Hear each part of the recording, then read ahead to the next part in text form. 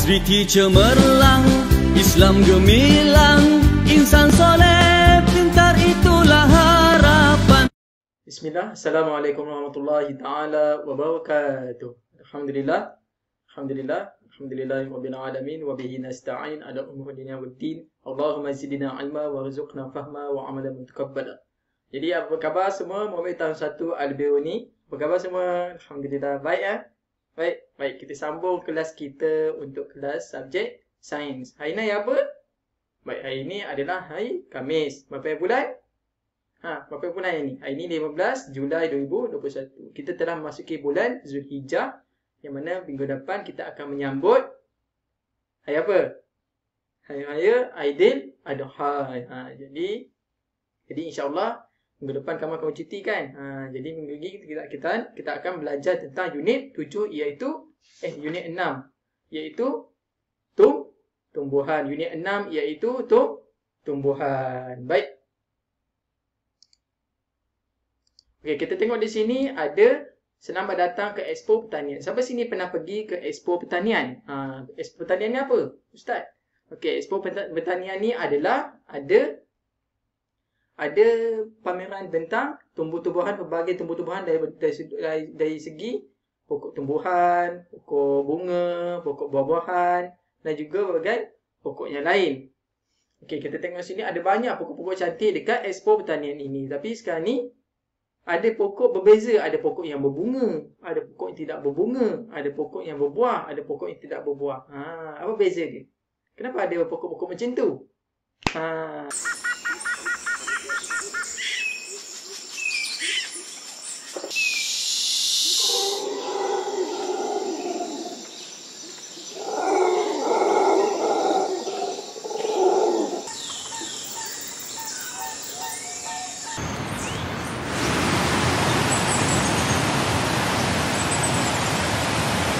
Baik, seterusnya kita akan belajar tentang mengenali bahagian tumbuhan. Okey, ada bahagian tumbuhan apa? Ada bahagian bunga, ada bahagian daun, ada bahagian batang dan ada bahagian akar. Okey. Okey, ini adalah pokok keembung. Pokok keembung. Okey. Baik, ini adalah pokok keembung. Okey, ada bunga, daun, batang dan akar. Okey, sekarang ni cuba kamu namakan pula bahagian pada pokok bunga raya ni. Pokok bunga raya ni. Ada apa? Ada bunga, ada daun, ada batang dan juga ada akar. Ada apa? Ada bunga, ada daun, ada batang dan juga ada akar. Okey, boleh ikut. Baik, seterusnya kita akan kenal tentang bunga. Okey, setiap tumbuhan mempunyai ciri bahagian yang berbeza. Okey, ada bahagian yang berbeza. Okey, iaitu ada pokok bunga. Ada pokok bunga yang memang berbunga. Contohnya seperti pokok teratai, ataupun kita tengok biasa kita tanam dekat rumah kita pokok bunga raya, pokok bunga ros, pokok bunga melur. Itu adalah pokok-pokok yang berbunga. Manakala ada juga pokok yang tidak berbunga, seperti contoh pokok paku pakis. Ini pokok pakis. Contoh lagi pokok apa? Pokok lidah buaya. Pokok kaktus ada bunga tak? Pokok kaktus pun ada bunga, tapi kadang-kadang je dia berbunga. Walaupun dia hidup di padang pasir. Masya-Allah. Jadi Allah Subhanahu Wa Taala telah menciptakan setiap pokok-pokok ni ada hikmah tersendiri. Ada pokok yang boleh hidup di padang pasir tapi tidak boleh berbuah. Tapi ada pokok yang boleh buah dekat padang pasir. Pokok apa? Cuba teka. Pokok kurma ataupun pokok tamar boleh, walaupun hidup di padang pasir masih lagi mengeluarkan buah. Selain itu kita juga ada batang. Ada bahagian pada batang. Okey, batang ni mana ni? Yang besar ni. Yang besar ni. Yang besar ni. Okey, ni namanya batang. Contoh pokok durian ada batang berkayu besar. Okey, siapa sini biasa pergi kebun durian? Angkat tangan.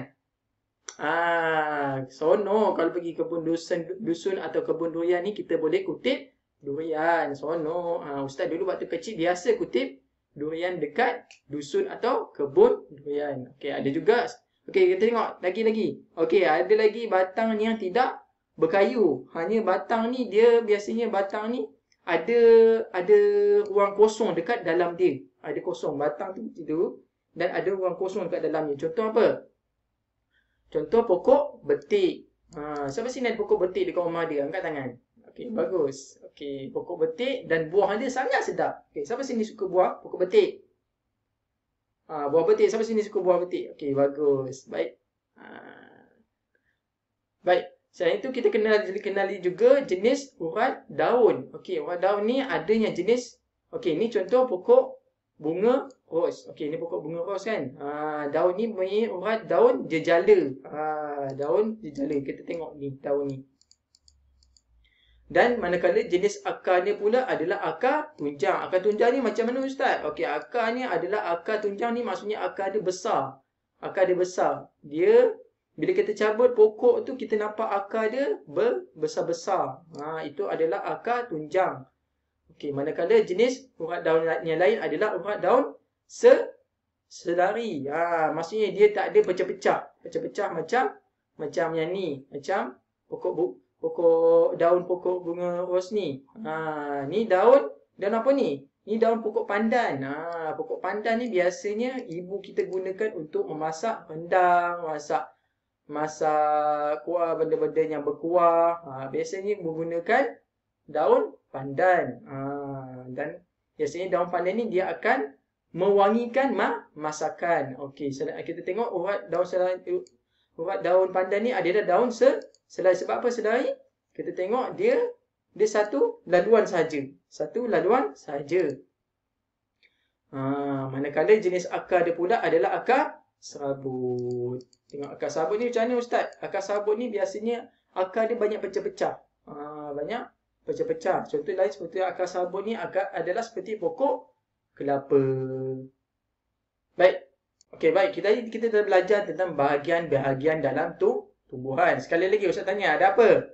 Bahagian tumbuhan. Bahagian tumbuhan ada daun, ada batang, ada bunga, ada apa lagi? Ada akar. Okey, yang 4 ni lah, yang asas. Okey, nanti tambahan lagi ada buah. Jadi apakah kepentingan daun, bunga, batang dan akar kepada tumbuhan? Okey, bunga ni apa kepentingannya? Bunga adalah untuk apa? Ejen ataupun sebagai asas pembiakan tumbuhan. Maksudnya nanti pokok bunga ni akan bertukar menjadi buah dan biji benih. Contoh seperti buah manggis ni. Tengok buah manggis ni. Okey, asalnya dia adalah bentuk bunga, kemudian dia berputik lalu menjadi sebiji buah manggis. Siapa sini biasa makan buah manggis? Ni buah manggis ni. Sedap buah manggis ni. Buah manggis ni antara makanan yang Ustaz suka makan bila ada sampai musim dia. Batang pula apa? Batang untuk mengangkut makanan yang dihasilkan oleh daun ke semua bahagian tumbuhan. Okey, macam mana pokok menghasilkan makanan? Melalui proses fotosintesis. Okey, nanti kita akan belajar lebih lanjut tentang fotosintesis. Sebab apa? Batang ini akan mengangkut air dan nutrien daripada akar ke bahagian daun. Nanti tengok video ni. This Douglas fir's thirsty roots draw nutrient-filled water toward its trunk.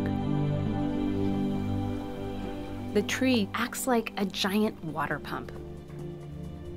Thick bark protects thin layers of tubes where fluids move up and down the tree. Far above us in the tree's needles, photosynthesis takes place. The tree uses sunlight to produce energy-rich, sugary sap that flows down the outermost layer of tubes. But deeper inside, we find hair-thin fibers that transport water skyward.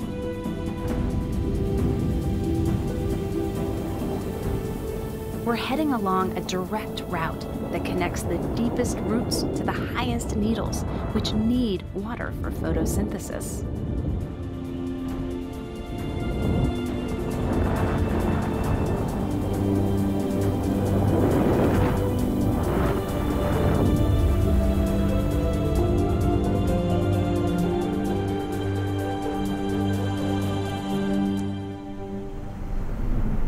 water escapes from tiny pores on the needles. This helps keep the forest cool. And water vapor can collect into clouds and eventually fall as rain. Okey, bahagian daun ialah digunakan untuk membuat makanan. Okey, dari sini, daripada daun ni, tumbuhan akan buat makanan. Manakala air juga adalah untuk menyerap air dan nutrien daripada tanah. Jadi semua benda ni Allah Subhanahu Wa Taala telah ciptakan pokok dengan sebaik-baik proses. Masing-masing ada bekerjasama untuk memastikan pokok ni kekal hidup. Bahagian akar untuk menyerap air, nutrien. Daun pula untuk apa? Daun pula untuk membuat makanan dan disalurkan kepada bahagian pokoknya lain. Tanpa akar, pokok akan tumbang. Sebab apa? Cuba lagi. Okey, akar berfungsi untuk mencengkam pokok daripada jatuh ke bumi. Sebab itu akar ni dia menjala ke dalam tanah. Ada juga kita nampak akar dekat luar kan, dekat atas sana. Itu hanya sedikit saja. Selebihnya banyak dekat dalam bawah tanah. Okey. Baik, itu saja untuk kelas kita pada hari ini. InsyaAllah kita jumpa lagi pada minggu depan. Itu saja dari Ustaz Muhammad di sini untuk subjek sains. Okay, terima kasih semua. Assalamualaikum. Selamat raya.